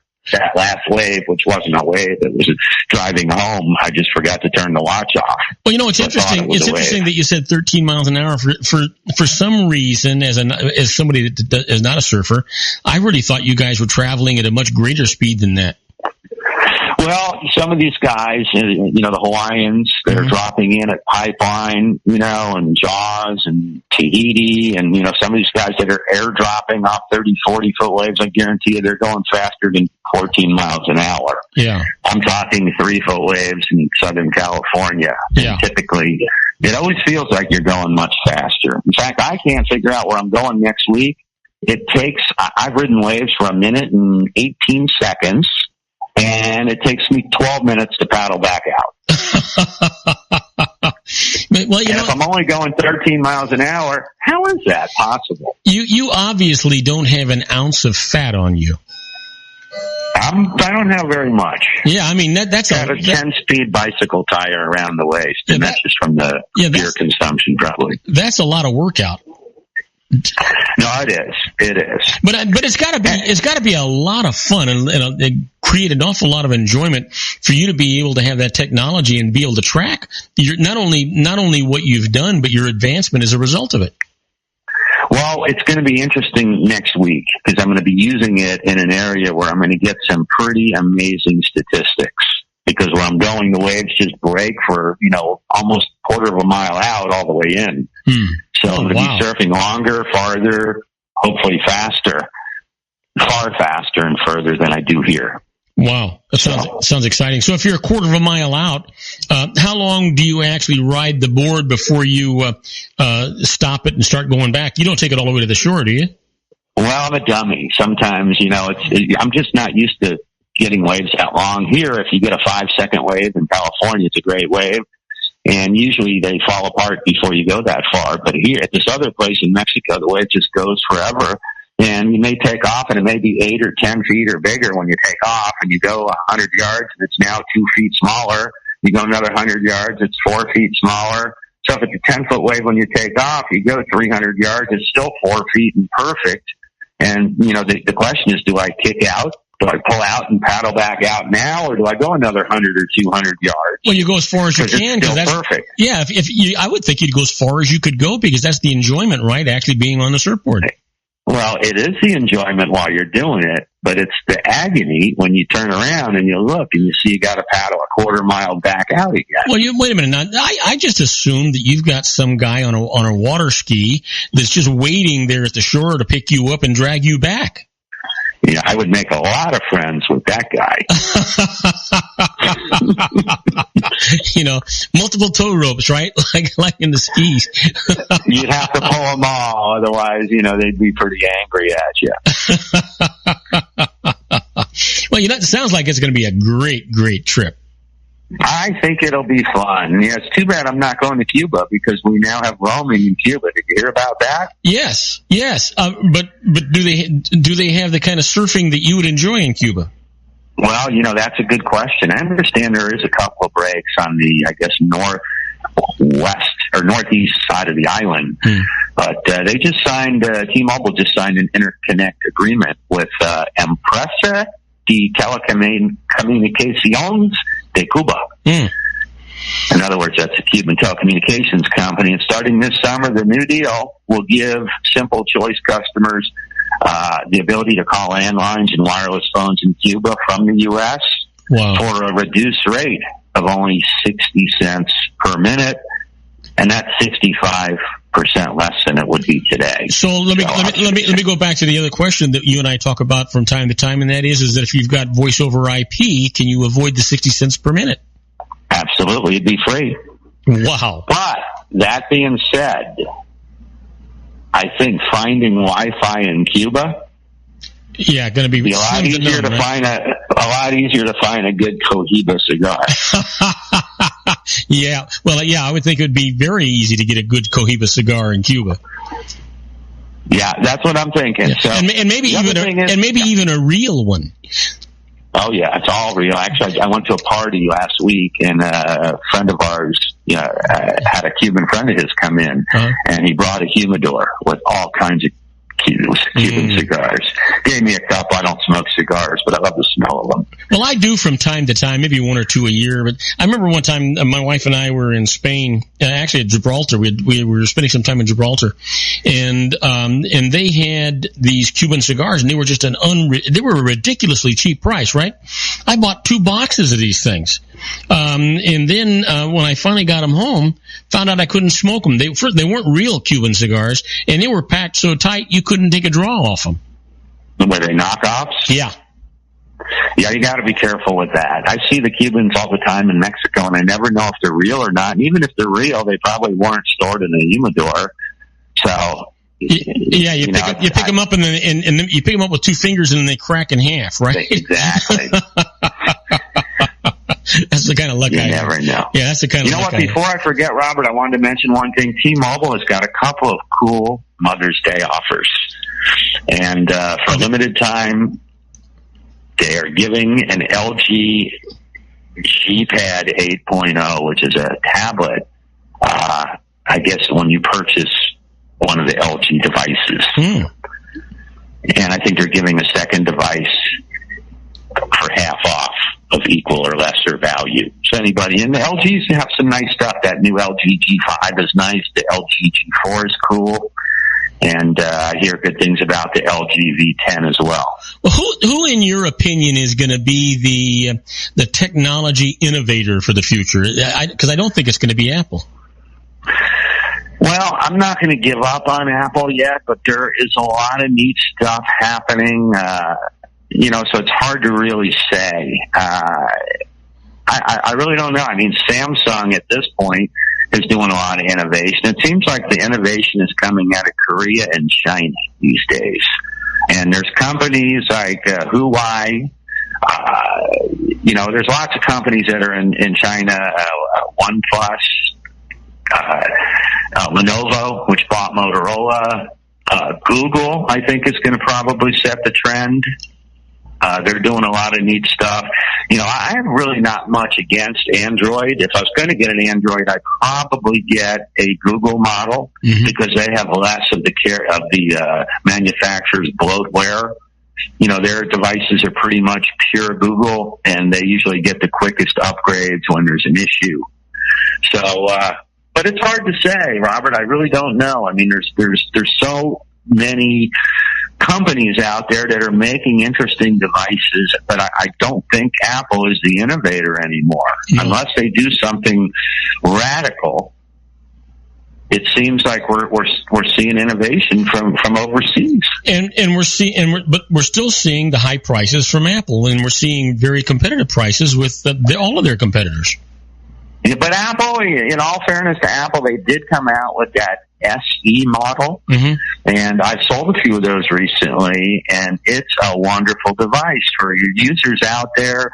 They can drop $399, no contracts, no financing, no baloney, and buy outright a really nice device. It's basically the same as the 5S. It's got the 4-inch screen, so the only downside is if you got bad eyes like I do, I prefer the bigger screen. But for, the one nice thing about that phone is it's one-handable, meaning I can do anything with one hand. It's got this square bezel, which I like. I'm not crazy about the newer ones. And it's got all the guts of the latest, greatest. The 6S. It's got the 6S 12 megapixel camera. It's got the A9 processor. So it's got some really powerful features, but it's the old style 5S casing. But for $399, you're getting it, minus the big screen, you're getting a deluxe phone. Well, you know what? So for women and men who don't watch a lot of video, good phone. I got to tell you, I still have my 5S, and I love this doggone thing.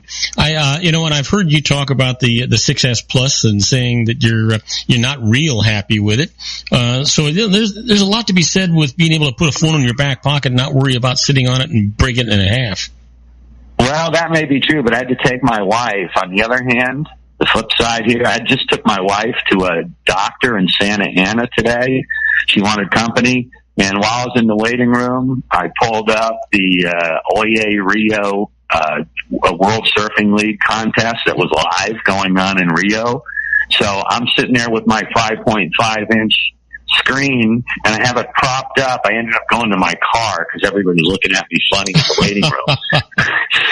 So I ended up sitting in my car. I propped my device up on my steering wheel, and it fit perfectly. I reclined my seat, and I watched this surfing contest. I watched 3 heats of it, and I was like a little annoyed when my wife came out because I was ready to watch another heat.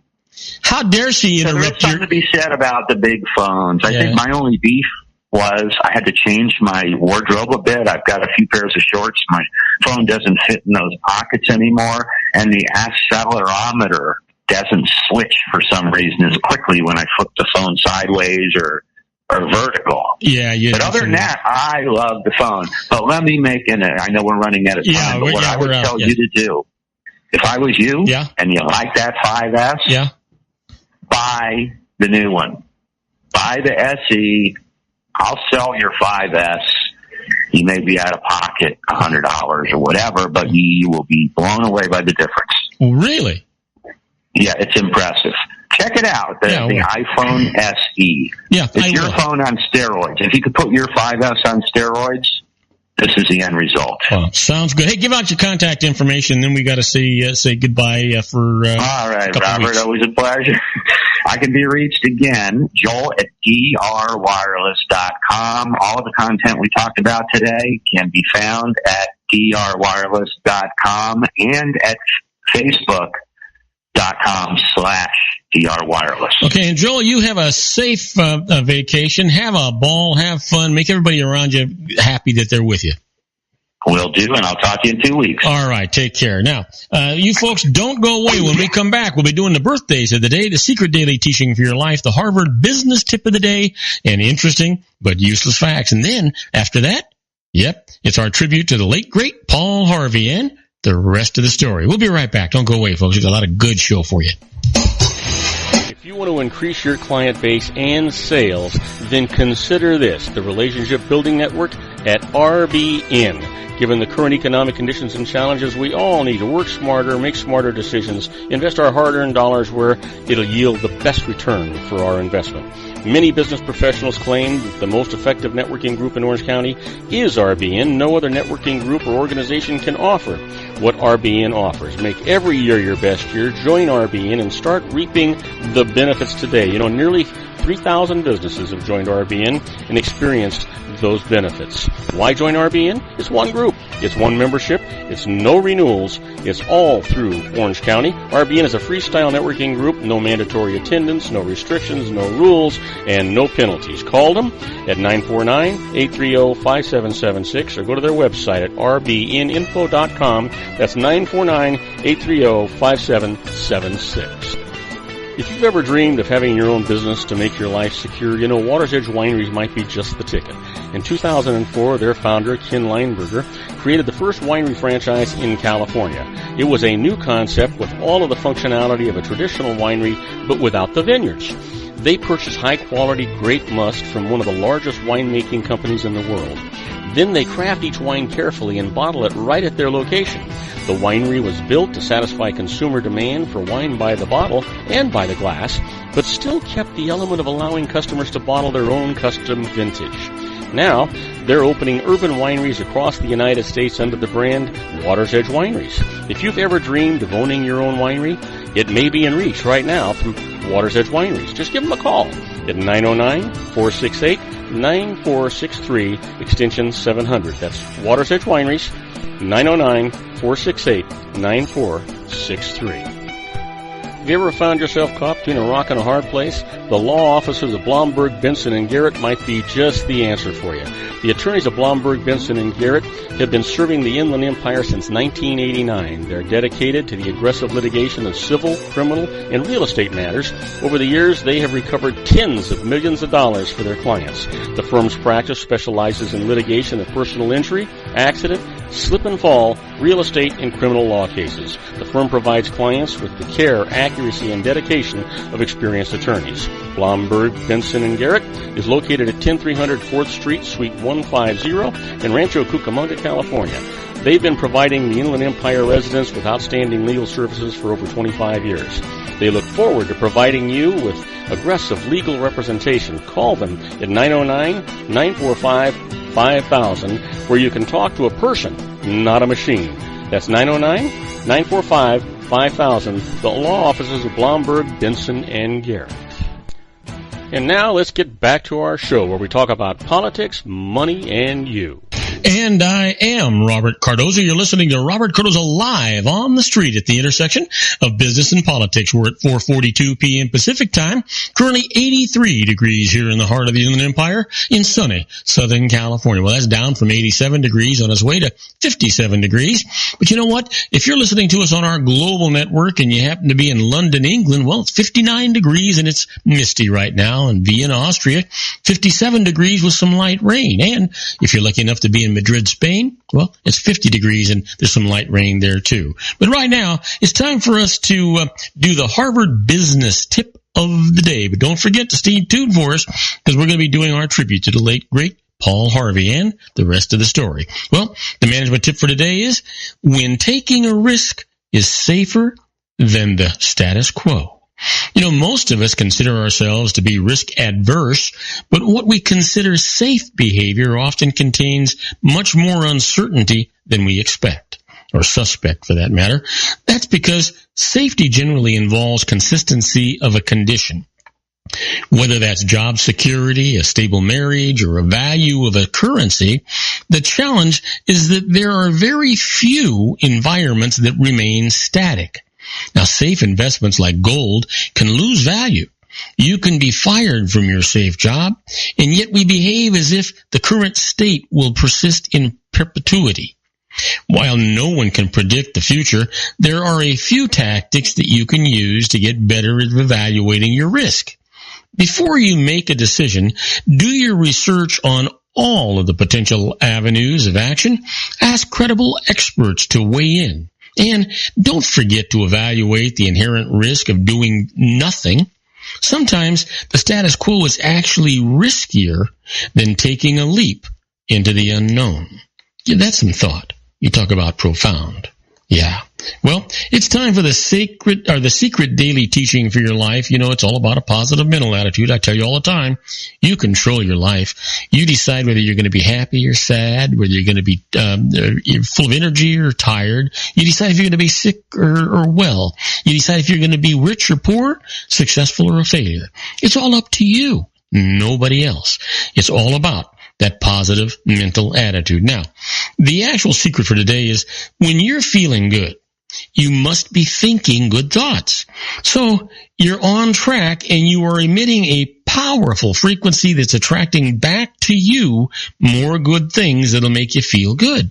Now, seize those moments when you're feeling good and milk them. Be aware that you're feeling good. You are powerfully attracting more good things to come your way. I'm telling you, folks, it's true.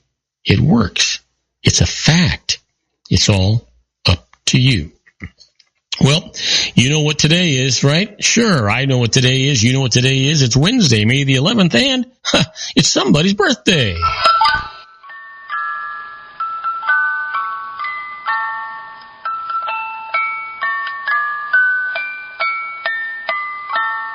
Oh boy, and we've got some terrific birthdays today. And you know what? I don't know. You don't say much about the birthdays that we give in here, and we hopefully you're really enjoying them. There's no reason for you not to enjoy them, for that matter. And so let's get right to it. Here's the first birthday for today. This guy was born in 1888, died in 1989. That's right. 101 years old. Who are we talking about? Well, he was a composer of God Bless America and White Christmas. Happy birthday, Irving Berlin. And here's a man born in 1904, died in 1989. Spanish painter best known for the striking and bizarre images of his surrealist work. Happy birthday, Salvador Dali. And born in 1933, a black Muslim leader who led the Million Man March. Happy birthday, Louis Farrakhan. And then finally, born in 1963, English-born actress. Happy birthday to Natasha Richardson. Well, what do you think happened today in history? Well, I can tell you that on May the 11th, 1820, the launch of the HMS Beagle, the ship that took young Charles Darwin on his scientific voyage. And in 1910, an act of the United States Congress establishes Glacier National Park in Montana. And then finally, in 1942, William Faulkner's collections of short stories, Go Down, Moses, is published. Yeah. Well, our quote for today comes from Paul Engle. Paul says, wisdom is knowing when you can't be wise. All right. Give that some thought. And it's time for those interesting but useless facts. We've got a number of them. Hopefully you're going to enjoy them as much as we do. Some of them are kind of stupid. It makes you wonder why some people take the time and the effort and the money to gather some of these facts. That's just ridiculous. Other ones are kind of interesting. Try this one on. When we're born, our eyes are almost full size, but our nose and ears never stop growing. Now, I'm an old son of a gun. I can attest to that right now. How about this? The Code of Hammurabi made it forbidden to randomly mistreat slaves. However, the code also stated that slaves were to be branded on the forehead and forbidden to hide or mask that mark. That's kind of tough. How about this? A 4-inch abalone can grip a rock with a force of 400 pounds. 2 grown men are incapable of prying it up. Give that some thought. Well, did you know that Bullfrog Dietrich of the Chicago White Sox was the first pitcher to throw a no-hitter while wearing eyeglasses, and he did it in 1937. There's a fact for you. How about this one? The 2,000 Arabica coffee cherries it takes to make a roasted pound of coffee are normally picked by hand as they ripen. Now, since each cherry contains 2 beans, it takes about 4,000 Arabica beans to make a pound of roasted coffee. Wow, that's a lot of work. How about this? You know, if you think about it, the cost of coffee isn't that much when you think about the labor that went into it. How about this? If you are 35 years old, you have lived approximately 12,800 days. If you are 50, you've lived 18,300 days. If you're 60, 21,900 days. And if you're 75, you've lived 27,400 days. That would be like my good buddy Don Armstrong. Yeah. Well, I only say that because I'm younger than him. I'm going to gain a year next Wednesday, but other than that, you know. Anyway, here's one for you. The first United States Marine Corps officer of Chinese descent was commissioned in 1943. His name was Wilbur Seas, the first black to be commissioned in the Marines. John Rudder received his commission in 1948. Well, let me give you one last one, and then we're going to take a break. Levi Strauss blue jeans with copper rivets were priced at $13.50 per dozen in 1874. Now that really is interesting. And talk about interesting, don't go away, because when we come back from this commercial message, we're going to do our tribute to the late, great Paul Harvey and the rest of the story. And the story today is chains. I'll tell you all about it right after these brief messages. All right? Don't go away, folks. We'll be right back. Isn't it time to shine the spotlight on your expertise? The Interview, starring you. Here's your chance to capture 5 minutes of fame with The Interview. This isn't just any interview. This is your opportunity to showcase your expertise and position yourself as a trusted expert in a one-on-one video interview hosted by Robert Cardoza, host of the nationally syndicated show Robert Cardoza Live and powered by AHA Studios. What is it? A professionally recorded video for your use. Robert Cardoza interviews you on the set where he records his show. Professional interview showcases your expertise and value, shot in a state-of-the-art studio. And what's in it for you? Gain credibility as an expert, earn the trust of your target market, educate in a way that intrigues your audience, gain a powerful marketing tool that offers dozens of uses, website, video sharing sites, social media, email, DVDs, direct mail, lobby video, resumes, profile building, all that kind of stuff. Association with the nationally syndicated celebrity. That's right. And let's talk about AHA Studios. AHA is a strategic marketing firm that leverages the powerful and visual persuasion to help your business create powerful messages that connect with your target market. AHA ventures way beyond strategy, delivering the marketing collateral you need to start driving a new business through your doors. AHA has a full-service, in-house, state-of-the-art production studio to bring your messages to life using video. Discover how to make The Interview work for you. Call 949-831-2222. That's 949-831-2222. AHA Image Studios Incorporated. Dr. Stephen Tidwell, Gentle Family Dentistry in a caring, personalized environment. Here at Dr. Tidwell's office, we are dedicated to helping you keep your teeth healthy. We are a state-of-the-art dental practice that still believes in traditional values, such as excellent customer service and individual attention. We have a special welcoming offer for you for just $39. A complete exam, personal consultation, professional cleaning, and all necessary x-rays. That's a $266 value for $39. Dr. Tidwell has 2 convenient locations and experienced staff to provide you with professional care and personal attention that you deserve. Call today. Don't delay. A great smile another day. Call 909-944-7308. That's 909-944-7308 for Rancho Cucamonga or San Bernardino. Joel Saltzman is Dr. Wireless. He has turned his considerable expertise into consumer credit risk and wireless security into a highly specialized independent web-based consulting enterprise targeting consumer credit risk analysis and wireless transactional security and monitoring. He works as a wireless analyst, veteran independent agent, and consumer liaison for most wireless telecom carriers and equipment manufacturers.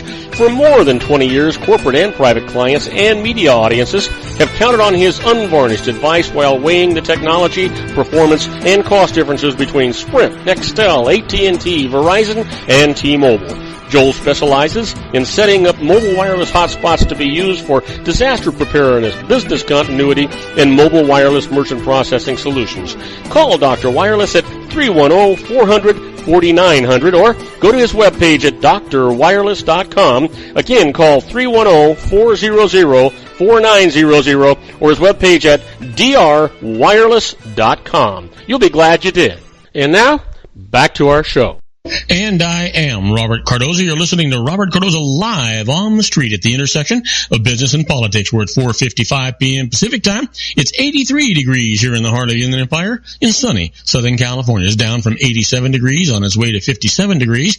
And if you're listening to us on our globally syndicated network and you're in Tokyo, Japan, it's 72 degrees and clear. In Sydney, Australia, 66 degrees and also clear. But you know what? Right now, hang on to your hats and sit down and get ready for some real joy.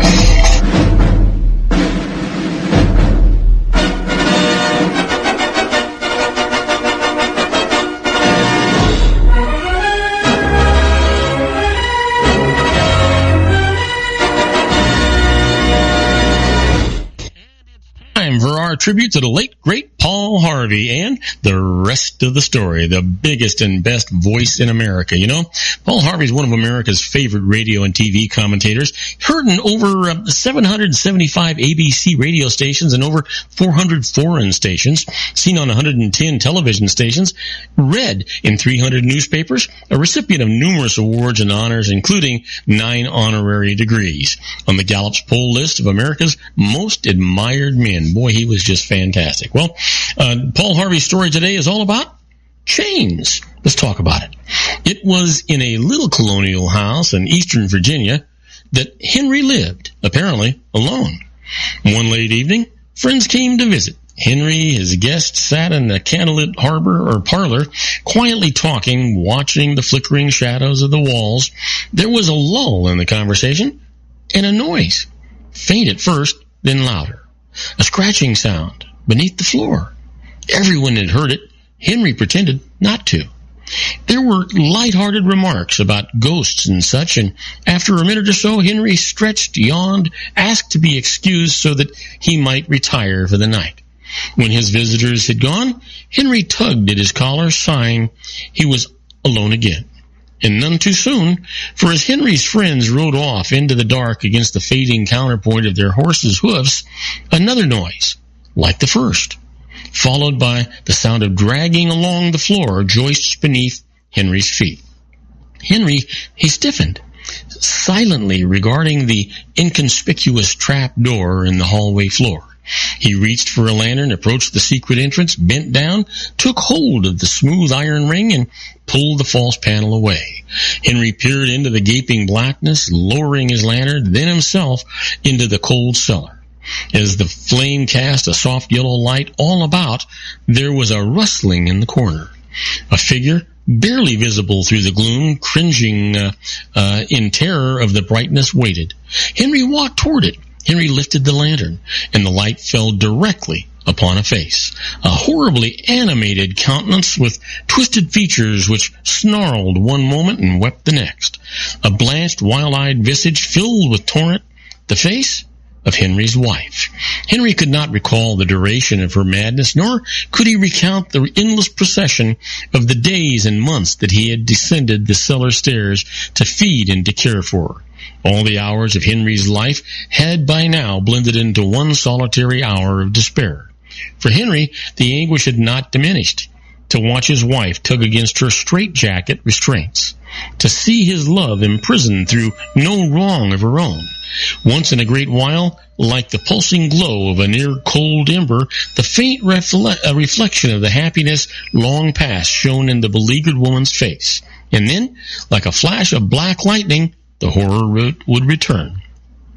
These were the visions that stalked Henry from the depths of that secret place, the walking dreams that he took to bed with him at night, and the morning into the warm sun. This was on his mind. Did those visions haunt him as he addressed the assembly of St. John's Church the next day, March 23rd, 1775? These were his words. Shall we try argument? Shall we resort to entreaty? What terms shall we find which have not been already exhausted? We have petitioned, we have remonstrated, we have supplicated, we have been spurned with contempt. There is no longer any room for hope. Is life so dear or peace so sweet as to be purchased at the price of chains? Forbid it, Almighty God. I know not what course others may take. But as for me, give me liberty or give me death. Patrick Henry. And now, you know the rest of the story. Well, I want to remind you that on my next show tomorrow, we're going to be talking to our own Sean Lefebvre, and Sean and I are going to be talking about healthcare and current events. And I'm going to continue our tribute with the late, great Paul Harvey and the rest of the story. You know what? Tomorrow's story is going to be an exceptionally good one. We're going to talk about band in Boston. You're not going to want to miss it. Now, please tell all your friends about my show here on the RLC Broadcasting Network. And don't forget to get our app. It's absolutely free. You can get it on Android, you can get it on Windows, and you can get it at the Apple Store. Just go to your app store, search Robert Cardoza Live. It's right there. Download it. It's absolutely free. And tell your friends about it. They'll be glad you did. You'll be glad you did. And I'll appreciate it, too. That's our show for today. Beginning today, treat everyone you meet as if they were going to be dead by midnight. Extend them all the care, kindness, and understanding that you can muster. Your life will never be the same again. So many of our dreams at first seem impossible, then they seem improbable, and then, when we summon the will, they soon become inevitable. You know, the real secret of happiness is to make others believe that they're the cause of it. Robert Cardoza Live is brought to you by blogtalkradio.com every Monday through Friday from 4 p.m. to 6 p.m. Pacific Time. Now, go out and make it a great day. Your host has been Robert Cardoza, the technical advisor, Matchstick Digital, and your executive producer, also Robert Cardoza.